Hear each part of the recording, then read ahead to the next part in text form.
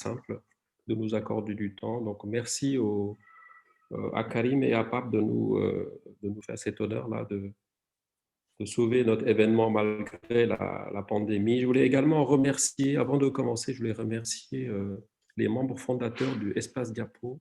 Alors, il n'y en a pas beaucoup, là, je vois, il y a Maïssa, Marina, je ne sais pas s'il y en a d'autres qui sont là, mais parce que c'est un dispositif quand même qui marche depuis maintenant 15 ans. Je ne connais pas beaucoup de choses comme ça qui marchent depuis 15 ans, tout simplement parce que c'est assez simple et c'est bien structuré. Donc, merci aux membres fondateurs, merci également à toutes les personnes qui sont là ce soir. Et merci au digital parce qu'on a des gens de partout. Donc, ça, c'est super. Merci à Marcel aussi d'avoir perturbé un peu le démarrage de cet événement.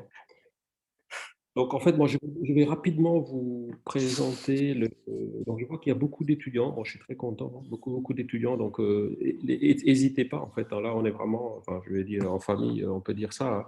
N'hésitez pas sur le chat, en fait, si vous avez des questions. Là, vous avez beaucoup de professionnels. Hein, je vois beaucoup de matières grises, là, sénégalaises. Donc, n'hésitez pas. C'est votre événement, hein, c'est votre soirée. Donc, si vous avez des questions, si vous voulez nous interpeller, n'hésitez pas. On est à votre disposition. Alors moi, je vais très rapidement vous présenter Espace Diapo. Pour ceux qui ne connaissent pas, Espace Diapo, en un slide, voilà. Donc, le forum annuel. Donc, le dernier, en fait, on l'a fait en digital aussi. C'était super parce qu'on a eu des invités, Amadou et Maktar, qui sont journalistes et Institut Pasteur. Donc, des forums qu'on a réussi à sauver grâce au digital. En fait, juin, décembre, le forum étudiant, qui est mon événement préféré parce que ça permet un peu de me ressourcer et puis voilà, de me replonger dans le milieu étudiant. Là. Et des after-work, on a fait des after-work qui sont super bien passés. Ça permettait, bon, en ce moment, on ne peut pas beaucoup en faire de manière physique, mais voilà, c'était vraiment des moments super intéressants pour échanger et boire un pot, et aussi des moments d'échange assez exceptionnels. Donc voilà, Espace Diapo, c'est voilà, une architecture qui est extrêmement simple et qui fonctionne et qui est résilient. Donc ça, c'est super. Et en fait, ce qui fait plaisir maintenant, c'est que c'est une marque qui est connue, en fait. En fait, je vais vous raconter une anecdote. Moi, il y a des penses. J'ai croisé des personnes au Sénégal, en fait, ils pensaient que je travaillais pour Espace Diapo, pour vous dire que, ils disent, ouais, cher d'Espace Diapo, en fait. Donc, voilà. Donc, voilà. Ça, c'est intéressant, ce panorama que vous voyez, voilà, c'est des personnes qui sont passées chez nous, dont certains nous ont malheureusement quittés, donc on prie régulièrement pour paix à leur âme, en fait. Mais voilà, on a reçu beaucoup de personnes. Donc, c'est quelque chose, c'est un dispositif, en tout cas, qui nous a beaucoup inspiré. Voilà. Donc, je vais pas monopoliser plus la parole. Hein. Je vais passer la parole à, je pense, Henri Sarr. Il va vous présenter étudiant 221. Alors, Henri, il nous a piégés parce qu'il allait mettre en costume, là, sans nous prévenir. Donc, c'est le monde à l'envers, tu vois, c'est les étudiants en costume et les professionnels en t-shirt. Mais c'est bien, Henri. Je te laisse la parole pour présenter votre association. Vas-y. Alors, merci beaucoup, cher. Bonsoir, j'espère que vous m'entendez tous. Parfaitement. Parfait. Alors, bonsoir, chers intervenants. Merci d'être présents ici aujourd'hui pour nous accompagner. Bonsoir, chers invités professionnels. Bonsoir, chers participants.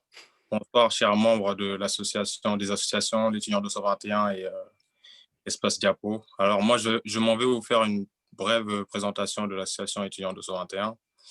En gros, c'est une association relativement jeune. Hein. On a 7 ans et demi, on est né en 2013. Et à notre naissance, nous nous sommes donnés pour mission d'aider, d'accompagner et d'orienter les étudiants sénégalais en France et en particulier en Île-de-France. Et cette mission se sépare naturellement en 3 phases en fonction des publics d'étudiants que nous avons. D'abord, nous avons une première phase qui concerne l'accompagnement à l'intégration, qui s'adresse plutôt aux étudiants primo-arrivants qui viennent d'arriver. Pour ce faire, nous organisons chaque année une journée d'intégration pour pouvoir être le pont entre l'information essentielle et les étudiants qui viennent d'arriver à travers ces journées d'intégration-là. Et également, créer une chaîne de solidarité entre les étudiants qui sont déjà là, qui sont déjà passés par ce processus d'intégration et les étudiants qui viennent d'arriver pour qu'ils puissent vraiment très rapidement s'intégrer et avoir la bonne information. Deuxième phase, c'est l'accompagnement des étudiants qui sont relativement déjà intégrés ou qui sont toujours dans le processus d'intégration et qui sont plus des primo-arrivants, quoi. Comme activité relative à ça, je vais être un peu plus précis, nous avons participé l'année dernière à la distribution de l'aide Force Covid, qui était vraiment là pour accompagner les étudiants qui étaient déjà en situation de précarité avant la crise de la Covid, pour pouvoir vraiment leur permettre de vivre un temps soit peu décemment. Et dernier point, le point dans lequel s'emballe parfaitement cet événement, c'est l'accompagnement vers l'insertion professionnelle des étudiants, dont cet événement constitue un exemple parfait.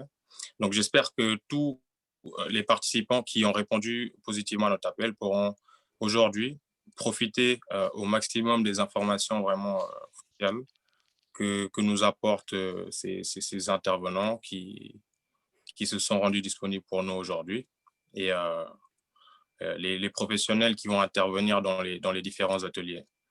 Donc, je vous remercie tous de votre présence et je vous souhaite un très, très bon événement. Merci Henri, merci pour cette présentation. Il me reste moi 10 minutes parce que les jeunes là, ils me chronomètrent maintenant, c'est dur. Il me reste 10 minutes, donc en fait ce que je propose là, je vais passer la parole à Wutiko et à Atos, donc ce sont nos deux partenaires en fait, hein, qui ont accepté cette invitation et qui sont tous les deux physiquement au Sénégal. Donc Wutiko et Atos vont se présenter. Vous avez chacun 3 minutes à peu près hein, pour vous présenter et donner envie aux étudiants là, de venir dans les salles tout à l'heure pour plus de détails. Donc moi, j'en profite juste avant de passer la parole à Wutiko pour me présenter. Cher Dem, donc moi je suis chef d'entreprise, hein, je suis président d'une société qui s'appelle Summon, donc très facile à retenir et qui est dans le digital, dans la supervision. Voilà, donc je vais passer par galanterie, je vais passer la parole à Wutiko, Marina ou Kemo. Bonsoir tout le monde. Alors attendez, je vais juste mettre la vidéo, ça va être quand même un peu plus sympa. Je ne sais pas si on me voit.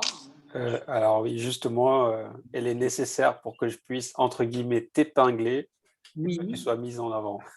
Voilà. C'est bon là? Alors, attends. C'est parfait. C'est parfait. Ouais. Très bien. Ben, bonjour tout le monde. Bonjour d'abord les étudiants, puisque c'est votre événement. Bonjour les jeunes de l'espace Diapo, et puis bonjour aux vieux de l'espace Diapo. Donc, je suis Marina So, directrice exécutive Wutiko à Dakar. Donc, Wutiko est une plateforme d'opportunités certifiées, plateforme d'opportunités job, formation, stage et financement. Voilà, donc en quoi consiste la plateforme? C'est de mettre en relation les talents, alors tous talents confondus, hein, bien sûr, les locaux, premièrement, égoïstement, et puis beaucoup plus largement, bien sûr, les talents de la diaspora, et c'est, je pense, là où on va pouvoir vous apporter quelques éléments de réponse, et elle permet également aux entreprises de poster gratuitement toutes les annonces. Voilà. Donc, l'ADN de Wutiko, c'est vraiment tout ce qui est algorithme et intelligence artificielle. Et c'est ce qui nous permet, sur la plateforme, les gens qui postulent, les gens qui postent leur offre et ceux qui candidatent, de pouvoir avoir un taux de match qui permet de mettre les bons talents, les bons profils en face des annonces. Alors, c'est une plateforme qui, je vous invite tous, bien sûr, à déposer vos CV dessus, tout simplement parce que, compte tenu aujourd'hui de la crise sanitaire et de tout ce qui se passe, tous les indicateurs, en tout cas nous, ce qu'on a ici, tendent à nous faire croire que l'Afrique, ça va être quand même des potentiels jobs probablement dans les 2-3 ans qui arrivent. Donc, je vous invite très vivement à postuler et à ne pas hésiter à candidater sur les offres que vous allez pouvoir retrouver sur la plateforme. Voilà, là par exemple, justement, on parle d'Atos. Atos est un gros pourvoyeur d'emplois et c'est également quelqu'un qui utilise une structure qui utilise la plateforme de Woutico pour ses campagnes de recrutement. Voilà, c'est aussi une plateforme qui permet, Woutico permet aux institutions, aux ONG, aux grosses institutions de faire tout ce qui est appel à candidature, aussi bien pour l'accompagnement que du financement, que des appels à projets.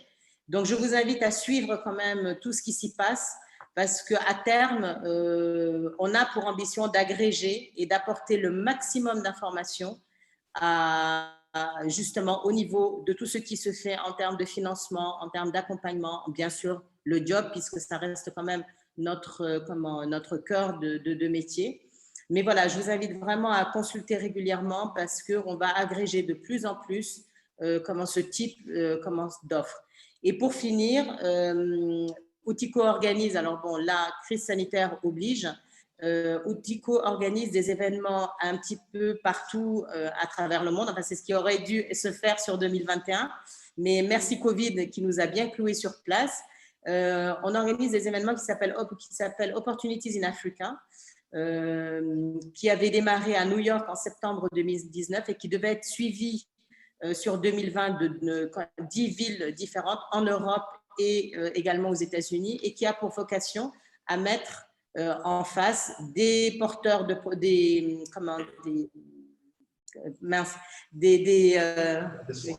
la diaspora face à des opportunités. Voilà. Donc, je ne sais pas si j'ai écoulé les 3 minutes. Merci Marina, tu as fait exactement 3 minutes. Je pense que tu dois avoir un sablier, non? Yeah, pas du tout. Non, j'ai un timekeeper derrière. Il n'a pas voulu parler, mais il est là. Non, je plaisante. Voilà. Donc, super. En tout cas, voilà, vous pourrez retrouver Marina dans une des salles tout à l'heure pour vraiment voilà, lui poser des questions, aller beaucoup plus loin. Merci beaucoup Marina. Je regarde là sur le fil, là, je vois qu'il y a beaucoup de professionnels, il y a beaucoup d'étudiants. On n'est pas plus de 60 personnes. C'est vraiment super. Je vois qu'il y a beaucoup de professionnels dans tous les domaines. Je vois des personnes que je connais qui sont dans l'hôtellerie. Je remercie Tierno Dem là, qui est avec nous, qui est en train de finir quelque chose, mais qui sera avec vous. Tierno Dem, donc de Dassault Aviation, qui va pouvoir vous donner pas mal de feedback sur le salon industrie. Donc moi, j'insiste beaucoup pour que mes jeunes frères étudiants, là, que vous puissiez bénéficier d'un maximum d'informations. Et si vous voulez aller plus loin, vous pouvez nous envoyer des mails, vous pouvez écrire dans le chat si vous avez des questions et on reviendra vers vous. Donc là, on va vous apporter le maximum qu'on peut ce soir. Je vais maintenant passer la parole au patron d'Atos Sénégal. Alors, je ne le vois pas, mais il est quelque part ici et qui nous fait l'honneur en fait de venir ici vous présenter rapidement Atos, mais également peut-être c'est le 1er avril, peut-être qu'il a des choses à vous annoncer. Mamoudou, est-ce que vous me voyez? Je suis connecté. Ok, mais tu as mis ta caméra ou pas? Oui, normalement. Je ne sais pas comment se faire épingler, mais je suis… Non, mais on vous voit, donc je ne sais pas si Cher, tu le vois. Vas-y, Mamoudou, c'est bon, je vois. Mamoudou, vas-y, tu as la parole, tu as 3 minutes. D'accord. Et fais ça Okay. comme Marie. Bon, je vais essayer d'aller vite, de toute façon. Bonjour à tous et merci Cher et merci au comité de pilotage. Bon, c'est un plaisir d'être là, d'échanger avec les étudiants. Bon, Espace Diapo, je connais parce que j'ai eu à y participer de nombreuses années. Donc, j'ai eu à faire le forum étudiant, donc en présentiel, échanger avec les étudiants parce que c'est quelque chose quand même qui me passionne beaucoup. Bon, pour ceux qui ne connaissent pas Atos, donc Atos, en fait, c'est une entreprise de services numériques. Donc, on fait un petit peu partie du top 5, top 10 des entreprises de services numériques dans le monde. Donc, un peu plus de 110 000 collaborateurs. Donc, on est présent dans toutes les géographies, allant de l'Europe, qui est un petit peu en fait le siège du groupe, mais avec une forte présence maintenant en Amérique du Nord, en Amérique du Sud. Donc, on est présent dans des pays comme le Brésil, l'Argentine, etc. Et depuis 5-6 ans, on a vraiment une stratégie, mais vraiment de croissance sur l'Afrique. Il y a encore 5-6 ans, on était très peu présent en Afrique. On était peut-être un peu plus d'un millier de collaborateurs avec une forte présence au Maroc. Et depuis 5-6 ans, il y a vraiment une stratégie de se développer sur l'Afrique. Donc maintenant, on est un peu plus de 2500 collaborateurs, donc, dont un peu plus de 450 au Sénégal. Donc le Sénégal a connu quand même une forte croissance en 5 ans, c'est-à-dire qu'on est passé d'une vingtaine de collaborateurs à un peu plus de 450, avec toujours l'objectif de continuer de se développer. Donc, on évolue dans pas mal de domaines de l'IT, c'est-à-dire qu'on couvre vraiment pour nos clients, mais vraiment l'ensemble de la chaîne de valeur, allant de l'infrastructure à tout ce qui est infogérance de cette infrastructure, allant de la partie applicative. Donc, sur la partie infrastructure, on a nos propres gammes, par exemple, de serveurs. On intervient également même dans tout ce qui est supercalculateur, c'est-à-dire qu'on a installé récemment, en fait, aussi bien en Côte d'Ivoire, un supercalculateur, donc à l'université de Cocody. Au niveau du Sénégal, on a finalisé il n'y a pas très longtemps, en fait, la mise en place d'un supercalculateur pour le ministère de l'Enseignement supérieur. Sur la partie applicative, on est aussi très présent, donc aussi bien sur la partie legacy que sur la partie digitale. On prendra le temps tout à l'heure. Moi, je serai présent au niveau je crois que c'est la salle 2, donc sur les échanges peut-être avec les étudiants pour ceux qui veulent vraiment approfondir cet échange-là. Je suis surtout là pour partager mon expérience, parce que j'ai fait mes études en France il y a quelques années, donc j'ai quand même vécu une petite dizaine d'années, donc 18 ans en France avant de faire le choix de revenir au Sénégal. Donc, je suis rentré maintenant depuis 6 ans. C'est un choix que je ne regrette pas du tout. Donc, Marcel, je t'invite quand même à venir me rejoindre. Donc, voilà. Donc, c'est surtout pour partager cette expérience-là. Donc, j'ai connu la France, j'ai fait mes études là-bas, j'ai travaillé là-bas. Donc, j'ai une petite expérience de travailler en France, mais également une expérience de travailler au Sénégal. Donc, je serai quand même tout à l'heure d'échanger avec vous. Donc voilà, donc j'ai dépassé, je pense, les 3 minutes, mais je suis encore en dessous des 4 minutes. Donc voilà, donc heureux d'être là aujourd'hui et de partager ma petite expérience sur la partie IT. Merci, merci Mamadou. En fait, merci pour cette présentation. Donc, Mamadou, vous allez le retrouver dans la salle 2, donc n'hésitez pas à lui poser les questions parce qu'il connaît bien le bassin d'emploi au Sénégal et à chaque fois, il me dit « Boy, fi nerne de nibisil » quoi. Donc, il faudrait qu'il vous explique un peu aussi pourquoi il a fait ce choix, parce que moi, je l'ai connu ici et là-bas. Donc, voilà, ça, c'est des retours d'expérience intéressants. En tout cas, moi, je vous envie beaucoup, parce que quand j'étais, moi, étudiant à Rennes, je n'avais pas ce type de plateforme-là. Je voyais juste les grands, là, une fois de temps en temps. Donc, c'est vraiment une chance. Je vais passer, on est vraiment pile dans le timing, donc c'est excellent. Ça, c'est parfait. Je pense qu'on devrait peut-être s'en limiter au webinaire, quoi. Voilà. Donc, il y a Karim qui nous a rejoint. Karim, je ne sais pas si vous avez mis votre vidéo. Oui, c'est bon, Karim. C'est excellent. Ok, très bien. Je vais l'épingler. Je déteste ce mot. Je vais l'épingler. Et donc, Mamadou Ndoye, je vous enlève. Et donc, voilà. Et Karim, tu aurais pu laisser la cravate. C'était joli, la cravate, tout à l'heure. Ouais, donc juste à titre d'information, je pense à la fin de cette session-là, vous pourrez rejoindre justement les salles de conférence.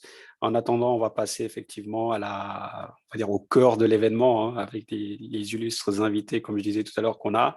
Et je vais laisser la parole à Béatrice pour mener d'une main de maître cette partie-là. Merci beaucoup Henri. Vous m'entendez bien? Parfaitement. Parfait. Chers invités, bonsoir et bienvenue dans cette tribune qui nous est proposée par Espace Diapo et étudiants 221 autour du thème étudiants et Covid-19, défis ou opportunités. Vous le verrez, cette tribune, elle est certes virtuelle, mais les sujets qui seront traités ont quant à eux tout de tangible et tout de concret. Pour nous accompagner dans cette réflexion, nous avons la chance d'accueillir 2 professionnels et entrepreneurs de haut niveau. D'une part, Monsieur Papa Amadou Ngom, qui est cofondateur et président directeur général de S&H, des systèmes et des hommes, 30 années d'expérience, spécialisé dans la transformation digitale des fonctions support. Monsieur Ngom est également membre fondateur du club Dialotelli, un think tank sur les problématiques de développement en Afrique, et également membre du conseil d'administration du club 21e siècle, réunissant des professionnels de haut niveau. Par ailleurs, nous avons la chance aussi d'accueillir Monsieur Karim Sy, qui est fondateur de Jocolabs, premier espace de coworking dédié aux startups en Afrique francophone, membre du conseil d'administration de Digital Africa et également cofondateur du think tank Black Elephant. Nous allons voir tour à tour des sujets comme l'entrepreneuriat, le retour au Sénégal, le numérique, l'insertion professionnelle. Mais j'aimerais commencer par une question un petit peu philosophique à l'endroit de nos 2 invités, qui est celle de savoir, est-ce qu'il est encore permis de rêver et est-ce qu'une crise comme celle d'aujourd'hui est propice à faire émerger des opportunités? Je vais commencer en donnant la parole à Monsieur Ngom. Bonsoir, bonsoir à toutes et tous. D'abord, merci pour votre invitation. Ça me fait plaisir de partager ce moment. D'abord parce qu'il y a Karim avec moi, mais surtout parce que moi, je suis très attaché à Espace Diapo. Les amis qui ont créé ça il y a quelques années sont des gens auxquels je tiens beaucoup et qui ont toujours démontré beaucoup de qualité dans tout ce qu'ils faisaient. Donc, c'est un grand plaisir d'être avec vous. Et comme le disait Cher, les étudiants ont la chance d'avoir un espace comme Espace Diapo. Donc, il faut qu'ils en profitent au maximum. Alors, la question philosophique que vous posez est une question, je pense, que tout le monde s'est posée tout au long de l'année. C'est est-ce qu'on est au fond du trou ou est-ce que finalement, la situation dans laquelle on est nous offre des opportunités? Moi, ce que j'ai dit à mes collaborateurs en début d'année, quand on a fait notre réunion de kick-off, c'était de dire qu'on a certainement passé la pire année en 2020. Pas tant en termes de business, mais en termes de tension pour l'ensemble de l'organisation. Pour les individus ont souffert de la situation. L'entreprise était en crash test en permanence pendant 9 mois, mais que c'était finalement une année où on a appris énormément de choses qu'on ne savait pas faire 2 mois avant. Il a fallu qu'on se réorganise. Donc, tout ça pour dire que finalement, dans cette période de crise, on se rend compte d'abord que c'est un bon test de résilience pour les individus et pour les organisations, et que ça ouvre des perspectives un peu nouvelles sur la manière d'appréhender des tas de choses qu'on n'avait pas imaginé pouvoir faire.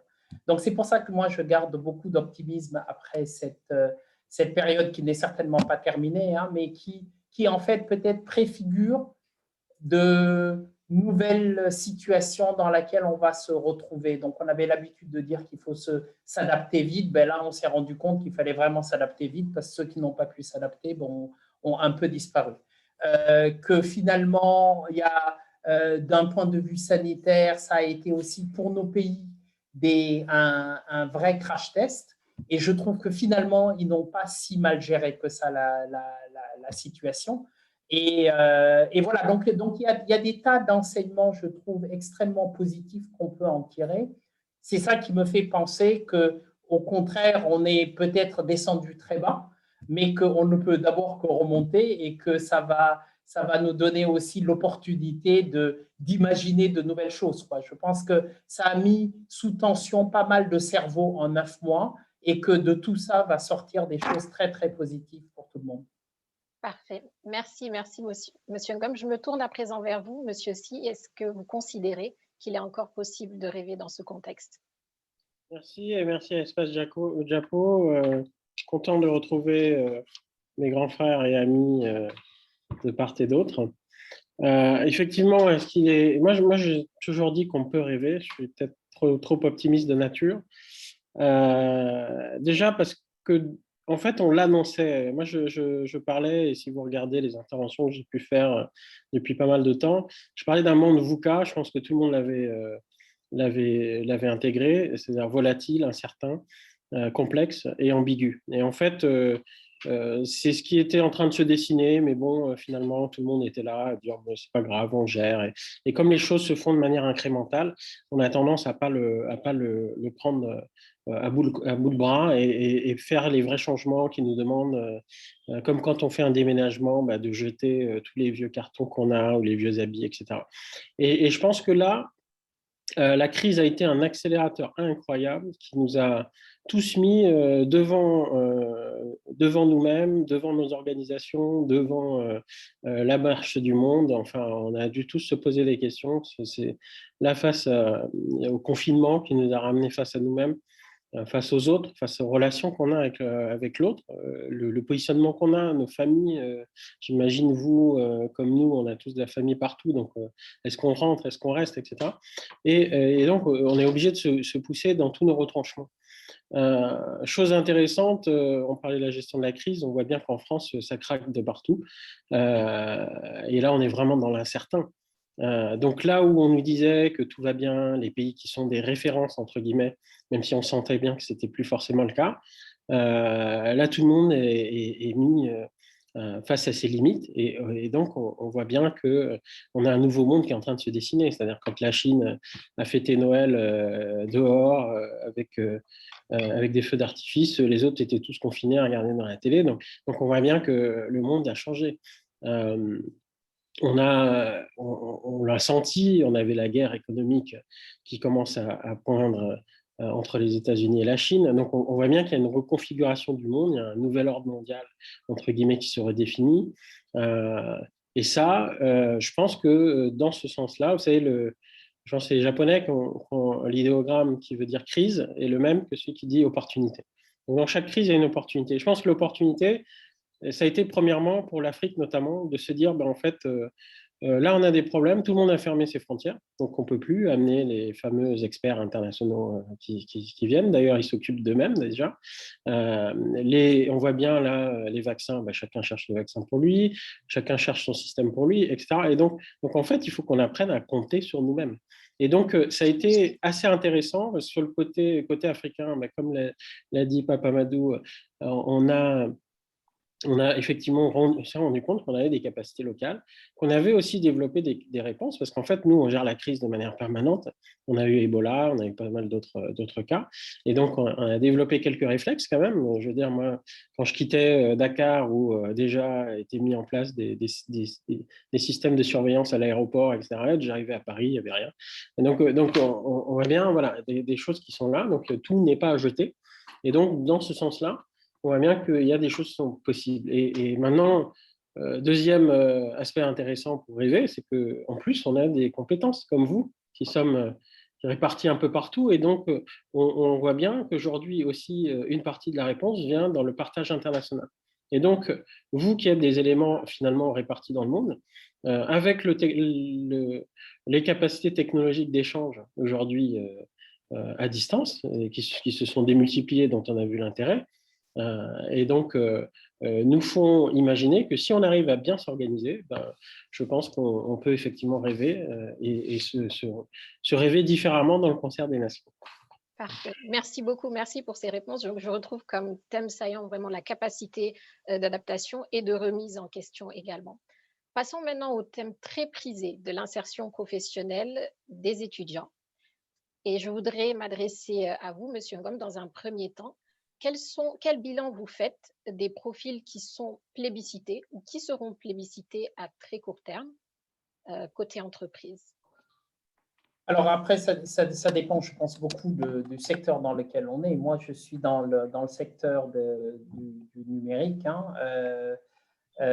D'abord, la première chose que je peux dire, c'est qu'en 2020, on n'a pas arrêté de recruter. alors à un rythme moins élevé qu'avant, mais on a quand même continué à recruter. Donc, c'est quand même des secteurs, le secteur dans lequel je suis en tous les cas, qui a montré une certaine résilience face à la crise. Maintenant, les profils que l'on cherche à court terme, hein, alors encore une fois, je nuance tout ça en le mettant au niveau de nos métiers à nous, mais les profils sont à peu près pas tout à fait les mêmes que ceux qu'on cherchait avant, mais nous, on a dans nos métiers, on a 3 familles de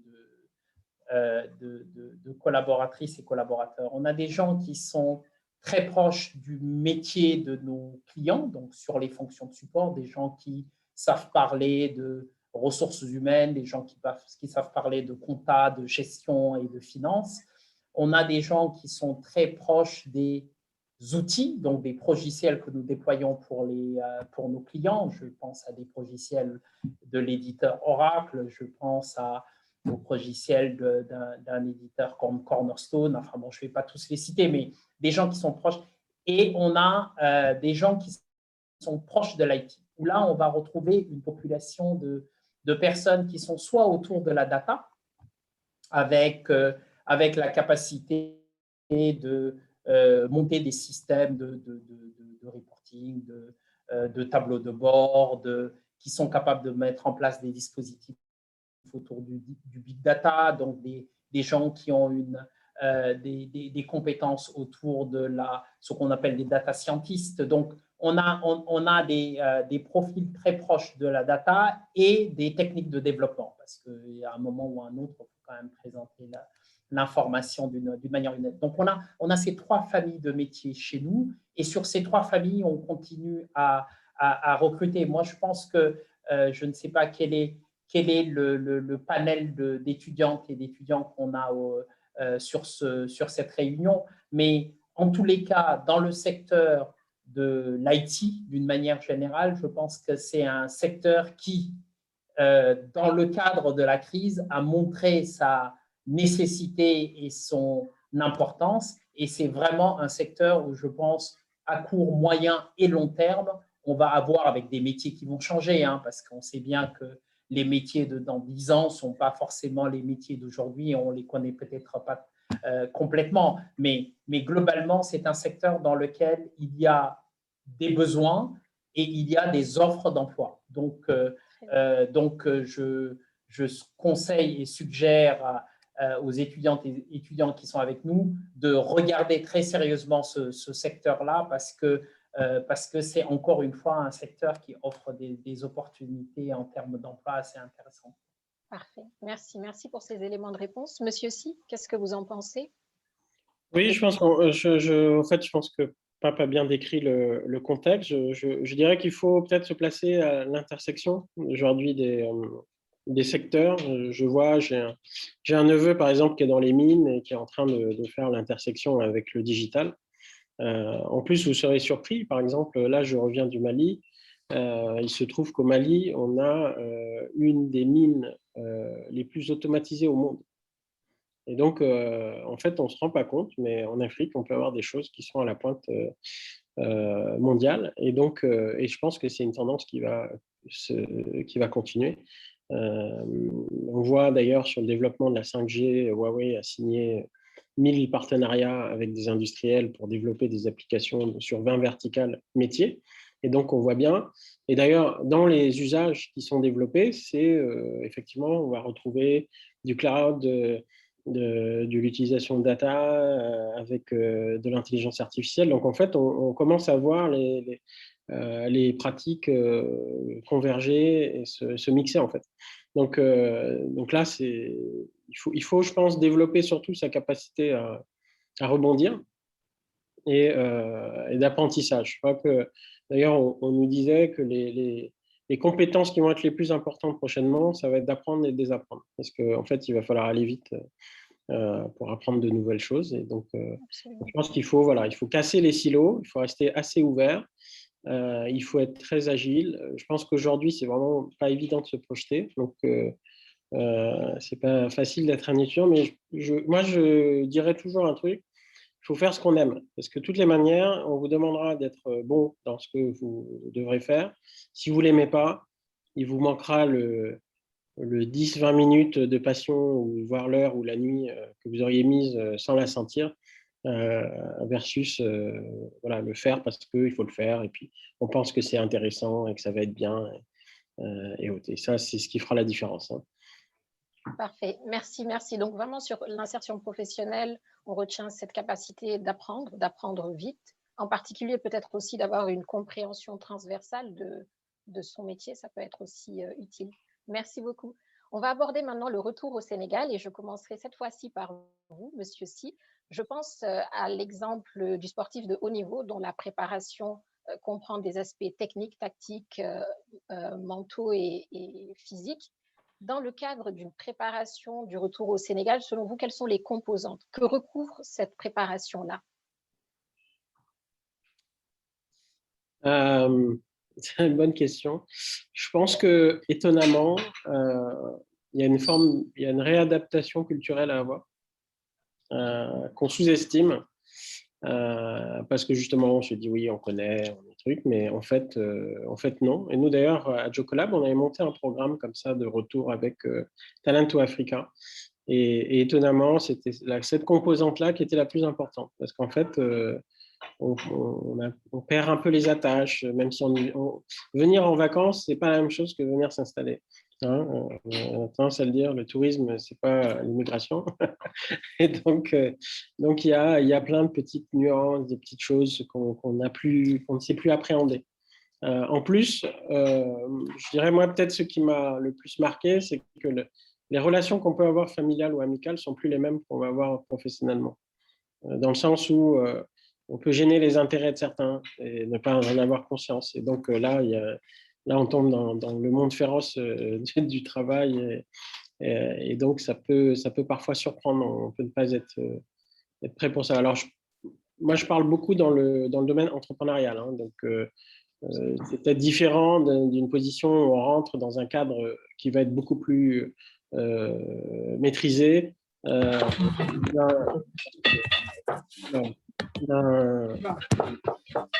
Alors, je pense que quelqu'un a son micro qui n'est pas coupé. Est-ce que la personne a cuisine, en train de se préparer un petit truc. Et donc, je dirais, quand on rentre dans un cadre déjà un peu plus balisé d'un emploi fixe, c'est déjà autre chose. Donc voilà. Après, je pense que rien peut être tout cadré, surtout. Donc ça, il faut être préparé à ça. Encore une fois, il faut de la résilience et de l'agilité, parce que tout ne peut pas être cadré. Et voilà. Par contre, je pense qu'il y a vraiment des opportunités, parce qu'il y a beaucoup de choses à faire. On a besoin de talent, donc quelqu'un qui vient avec une vraie volonté, une énergie. Ça ne va pas être facile, mais d'autres l'ont fait. Il y en a de plus en plus, donc je pense que plus on est de fous aussi, plus aussi il y a une manière de fonctionner, de travailler qui se fait. Il y a une petite tendance que je dois vous dire quand même, que j'ai senti ces derniers temps sur place, c'est qu'il y a quand même la tendance de ceux qui ont fait le Sénégal et qui regardent ceux qui rentrent au Sénégal et qui se disent on va vous montrer qu'on est quand même bon. Donc il y a cette espèce de petit challenge que j'ai senti ces derniers temps, d'autant que dans nos décideurs, donc je vous parle très franchement, hein, dans nos décideurs, on a de plus en plus de décideurs aussi qui ont fait leur parcours au Sénégal. Donc, ce qui est bien, hein, c'est-à-dire dans le sens où aussi, ça veut dire qu'on reconnaît aujourd'hui nos capacités locales, et on a d'ailleurs des gens comme qu'on connaît qui ont monté parce que le Sénégal a quand même été un des premiers pays à développer tout ce qui était le système scolaire privé et autres. Et donc, on a de plus en plus aussi de capacités de développement local. Donc ça, c'est voilà. Donc il y a aussi ça. Donc il faut se préparer aussi un peu à ça psychologiquement. Ça peut être surprenant parce que c'est plus invisible, on va dire, mais c'est quand même là. Donc il faut venir avec une petite humilité, je dirais. Souvent, les gens viennent assez sûrs d'eux parce qu'ils sont venus de l'étranger, mais on voit bien que comparaison n'est pas raison. Et voilà, il faut comprendre qu'il faut s'adapter au contexte. Et donc, à partir de là, pouvoir déployer s'installer. Moi, je recommanderais de le faire le plus vite possible, en fait, étonnamment. Alors, prendre une expérience, parce que du coup, avoir des référentiels en termes de pratique de travail, c'est très important. Je pense que moi, ça m'a été très, très utile. J'avais commencé à travailler au Canada et à interagir dans le milieu professionnel au Canada. Et ça m'a donné des repères qui m'ont été très importants après, parce que les pratiques de travail, par contre, gagneraient à pas mal évoluer ici. Et maintenant, plus vite on rentre, plus vite on peut s'essuyer des plâtres. Il n'y a qu'un 1 à 2 ans de tropicalisation à avoir, on va dire. Et donc c'est toujours plus facile quand on le fait tôt. Parfait, super. Merci beaucoup pour ces éléments de réponse. Monsieur Ngom? Moi, c'est compliqué pour moi d'expliquer ce qu'il faut faire pour rentrer au Sénégal, puisque je suis à Paris et que j'ai fait mes études à Paris, créé mon entreprise à Paris. Enfin, j'ai passé plus de temps en France qu'au Sénégal, indiscutablement. Mais je pense que l'essentiel de ce que Karim a dit, on peut l'imaginer comme quelque chose de permanent quand même. Quand on change d'environnement, faut s'adapter et avoir l'humilité de se dire je ne sais peut-être pas tout et comment est-ce que le système fonctionne pour que moi-même je trouve ma place dans le système. Je pense que c'est le plus important, c'est cela. Maintenant, la remarque de Karim sur peut-être plus tôt on le fait, plus facile c'est certainement juste parce qu'en fait, plus on reste quelque part, plus on a les réflexes de là où on est, plus on a les références de là où on est, et plus c'est difficile de s'adapter à un autre environnement. Donc, moi, je n'ai rien à rajouter à ce que Karim a dit, parce que je pense qu'il a plus d'expérience que moi, indiscutablement, sur le retour au Sénégal, mais ce qu'il vient de dire me paraît être frappé du coin du bon sens, quoi. Parfait, super. Merci beaucoup, merci. Un mot à présent sur l'entrepreneuriat et je vais commencer aussi par Monsieur Si. Qui dit entreprise dit mobilisation de ressources. Comment est-ce que des jeunes entrepreneurs peuvent mobiliser des ressources essentiellement financières? Quid de la structure du financement de leurs projets, étant entendu que les différents projets n'ont pas forcément la même intensité capitalistique? Et enfin, est-ce que vous pensez qu'il y a un cadre institutionnel et légal qui soit propice à l'émergence de ces jeunes entrepreneurs, que ce soit au Sénégal ou en France? Alors, en France, pour le coup, je connais moins. Je ne laisserai pas s'en parler. J'ai fait plutôt des investissements en France, donc je n'ai pas vraiment été un entrepreneur. Donc, j'ai plutôt investi dans des startups ou des choses comme ça, donc je suis venu en appui. Effectivement, on a Jocolab qui fait de l'accompagnement d'entrepreneurs. De ce que je vois, de toute manière, un entrepreneur, c'est le même parcours d'une certaine manière, et on va retrouver les mêmes dynamiques en termes d'écosystème. C'est-à-dire quelqu'un qui est un porteur de projet, donc a une idée, il est dans l'idéation, il doit la structurer. À partir de cette structuration, trouver l'équipe avec qui il va la mettre en œuvre. Et trouver les ressources pour la matérialiser selon l'échelle qui va être définie et selon les capacités. Alors, je pense qu'on a déjà un premier problème, c'est que souvent, quand on parle de l'entrepreneur, on pense à un manager. Alors, un manager intervient quand la société est sortie en fait, de la vallée de la mort et commence à avoir une certaine stabilité et une certaine maîtrise de son métier et de son offre. Là, il le manage, il le gère. Un entrepreneur va être plutôt celui qui va justement partir de l'idée, une idée A, va faire du yoga avec ou du karaté et va finir avec une idée peut-être F en fonction des ressources qu'il va trouver sur son chemin et de l'adaptation qu'il va avoir face à son marché. Et ça, voilà, c'est une structuration de pensée, d'esprit et autres. Moi, je recommande souvent l'approche de l'effectuation. En France, ça a été pas mal popularisé par l'EM Lyon, qui est peut-être l'approche qui est partie non pas de success stories qui ont raconté l'image idéale un peu de ce qu'ils voulaient faire savoir, mais plutôt de l'analyse de réactions psychologiques des entrepreneurs, d'entrepreneurs qui avaient vraiment réussi, plus de 10 millions de dollars, etc. C'était fait par les Espagnols. Et je trouvais ça extrêmement intéressant. Donc, ils ont cassé pas mal de mythes de l'entrepreneur pour revenir sur des faits. Donc, l'effectuation, l'effective action, l'action effective. Et on voit, par exemple, qu'un entrepreneur, ce n'est pas quelqu'un de fou qui se jette comme ça sans risque, c'est quelqu'un qui a déjà un risque évalué, en fait, et absorbé. C'est-à-dire, par exemple, se dire que pendant 1 an, il ne va pas gagner de salaire ou autre, c'est le risque qu'il a déjà évalué et qu'il est parti. Et effectivement, ça va tout changer parce qu'un manager va venir, va dire je vais investir, supposons, 100 millions sur ce projet et je vais avoir le retour d'investissement. Dès le moment où l'entrepreneur vient en se disant en fait, je vais perdre 100 millions, il est déjà dans la logique qu'il a perdu les 100 millions. Donc, il ne cherche pas à les retrouver en fait. Alors, bien sûr, vous imaginez que dans l'approche du projet, ça va être complètement différent. Et donc, donc, sur l'entrepreneuriat, clairement, depuis que ça commence à faire un petit moment que je suis rentré, je suis plutôt jeune, mine de rien, et je dirais aujourd'hui, vous avez une chance incroyable, hein, parce qu'il y a des outils, effectivement. Si on parle des startups au Sénégal, on a quand même le Startup Act qui a été passé, donc il y a aujourd'hui une loi qui est quand même beaucoup plus favorable pour lancer ces entreprises, même sur l'OHADA, ça a évolué. Aujourd'hui, vous pouvez ouvrir à quasiment rien une SARL. Vous avez d'autres formes de structures comme la SAS simplifiée ou autre. Enfin, bon, il y a vraiment un dispositif qui a beaucoup évolué. On a des conditions qui me semblent qu'on ne prend pas assez en compte, à mon avis. C'est tout l'intérêt d'avoir cette capacité à être sur l'échelle de l'UMOA et au-delà sur le périmètre OHADA, pour ceux qui ont la capacité. C'est quand même quelque chose d'assez important, on ne s'en rend pas compte, hein, mais l'OHADA, par exemple, c'est jusqu'au Congo. Et donc, on voit bien toute la possibilité.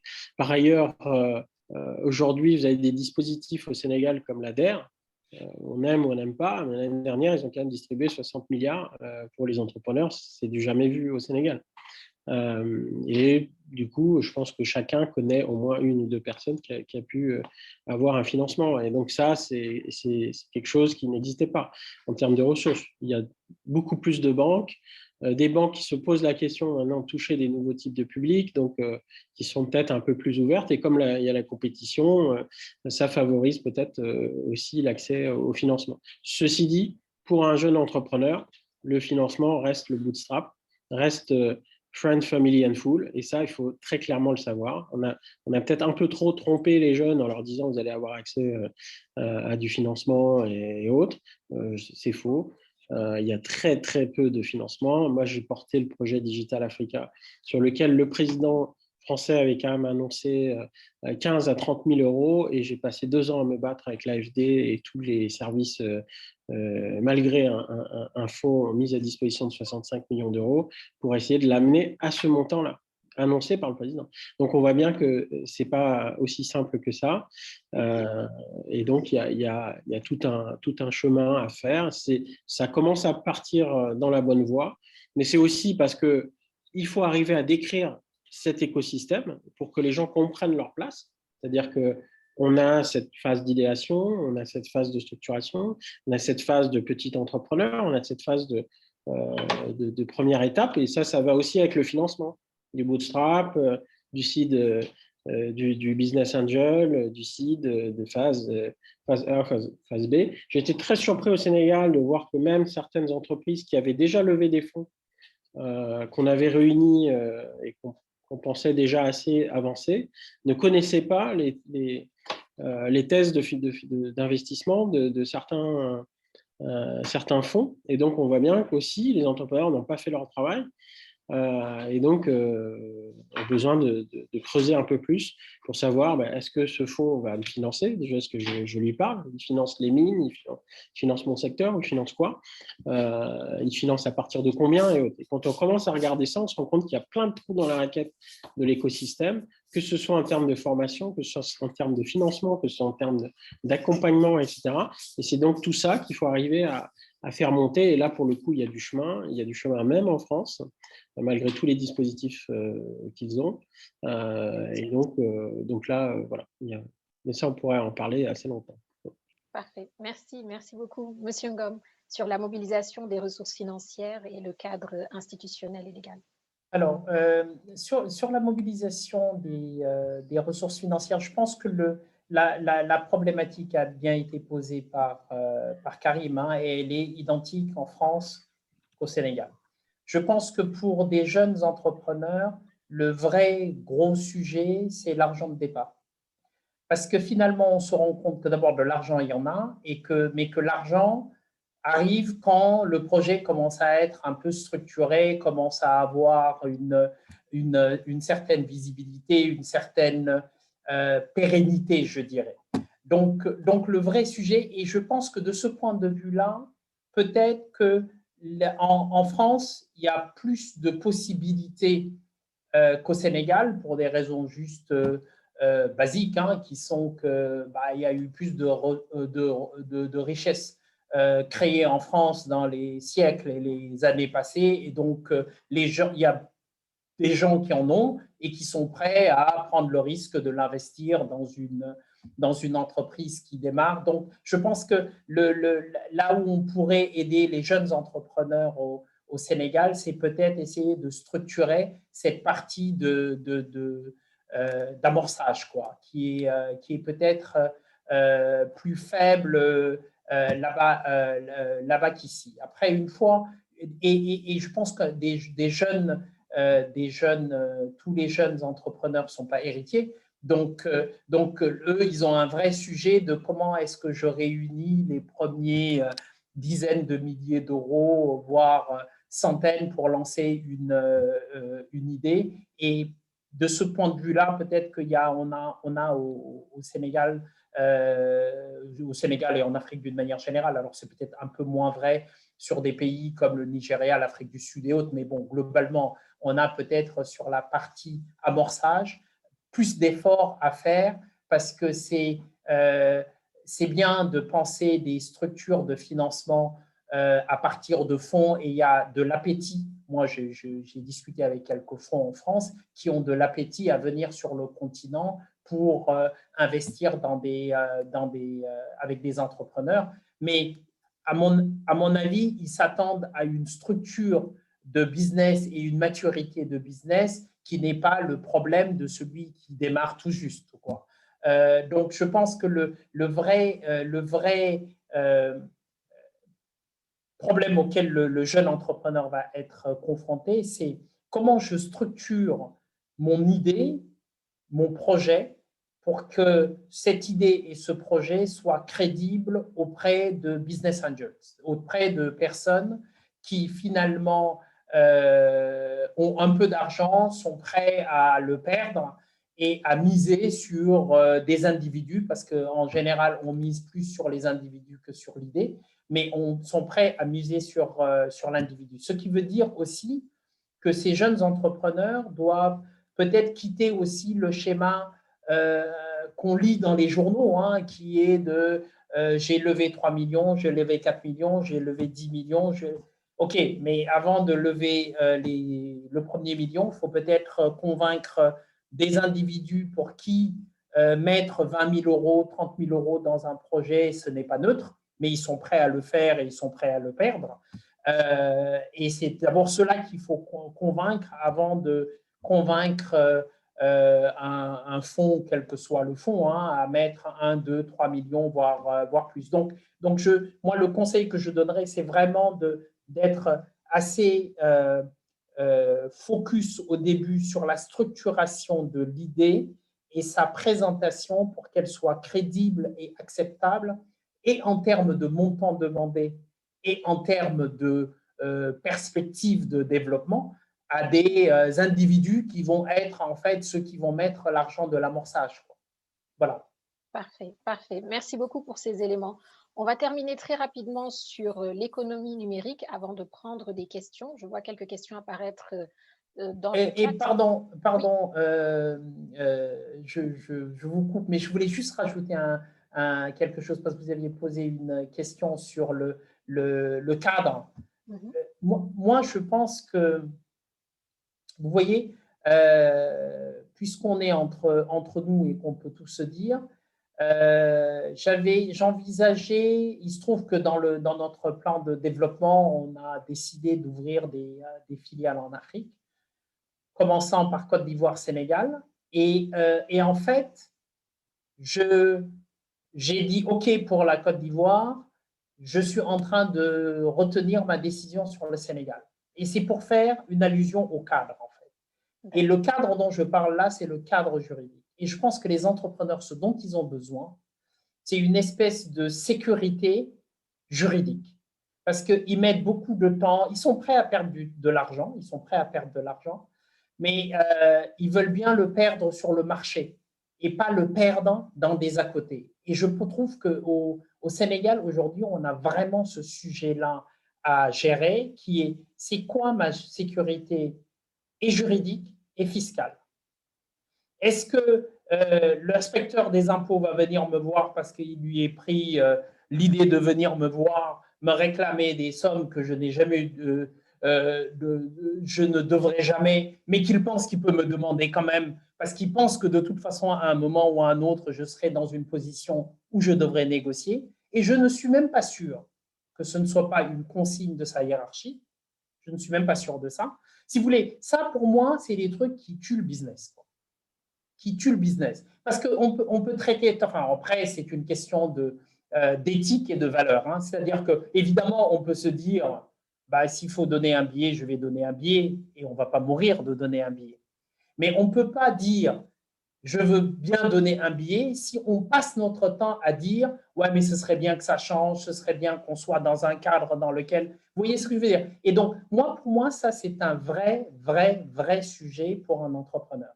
Parce que lui, il ne peut pas se permettre de dire, bah, c'est pas grave, je vais essayer de m'arranger avec… Enfin, encore une fois, tout le monde peut le faire, hein, ce n'est pas compliqué. Ça ne demande pas une intelligence phénoménale pour remettre un billet à quelqu'un. Ça, c'est le truc le plus basique qu'on puisse faire, quoi. Mais je pense que les efforts qu'on doit faire, ce n'est pas simplement de monter des fonds, ce n'est pas simplement de dire on veut être sur la carte du pays qui attire les investisseurs. Il faut qu'on soit dans une volonté de dire il y a des pratiques qu'on ne veut plus voir si on a l'ambition, encore une fois, c'est toujours la même chose, c'est si on a l'ambition de jouer dans la cour des grands. Et moi, je ne vois pas pourquoi le Sénégal ne pourrait pas jouer dans la cour des grands. Voilà, donc c'était un peu long. Pardon de vous avoir coupé la parole, mais je tenais à dire les choses et je dis aussi les choses telles que je le pense. Hein. Merci, Pape. Peut-être… Allez-y, monsieur. Ouais, je rebondis en fait sur ce que Pape vient de dire. Moi, j'ai eu 6 redressements fiscaux. Dont 2 personnels, parce qu'au bout d'un moment, comme c'était le ping-pong, les gens sont revenus. Et en fait, chaque fois que j'ai un article dans Jeune Afrique, j'ai un inspecteur des impôts qui m'appelle. Voilà. Et qui me dit, voilà, votre société, ceci, parce que je lui dis, mais vous voulez me voir pourquoi? Il dit, non, c'est vous qui étiez dans l'article. Et donc, voilà. Donc, effectivement, il y a un côté très pénible et actuellement, d'ailleurs, ils sont particulièrement agressifs. Donc, ça, c'est très dommage parce qu'effectivement, c'est un vrai problème. Et je pense que le privé n'a pas encore trouvé la bonne interface pour discuter et le bon cadre pour arriver à discuter. Alors, dans le Startup Act, quand même, il y a une exonération pour quelques années, mais voilà, ça donne juste une petite pause. Mais le problème, ce n'est pas de mettre l'article de l'exonération, encore une fois. C'est que même avec l'article de l'exonération, on va lui expliquer au pauvre entrepreneur que non, mais sur ce coup-là, l'article ne marche pas. Et il va devoir batailler pour expliquer pourquoi l'article marche et à la fin du compte, on va lui dire oui, c'est vrai, l'article marche. Mais sauf qu'il a perdu 6 mois, 1 an, 2 ans. Et je le dis, parce qu'il se trouve que moi, j'ai investi au Sénégal à titre personnel, pas à travers mon entreprise. Et c'est sans cesse ça. Mais c'est insupportable. C'est insupportable. Donc là, je suis dans la situation un peu débile où, étant sénégalais, je me dis, mais je ne vais pas créer de filiale au Sénégal parce qu'il me fatigue. Alors peut-être que je vais avoir la même chose en Côte d'Ivoire, hein, mais au moins, je serai étranger là-bas, quoi. Je dirais, bon, écoutez, c'est la dîme de l'étranger, je suis prêt à la payer. Parfait. Merci beaucoup pour ces retours-là. Tu vas voir que la Côte d'Ivoire, c'est pas mal aussi. Ben non, mais j'en suis sûr, mais je dirais, voilà, je suis étranger. On est rattrapé par le temps, donc on va tranquillement cheminer vers la conclusion. Mais un mot sur l'économie numérique avant de laisser la main à Henri Sarr pour les questions. Donc n'hésitez pas à les mettre là, on essaiera d'en prendre quelques-unes. L'économie numérique en 2016, c'était 15,5% du PIB. Et on prévoyait pour 2026 que ça représenterait 25% du PIB mondial.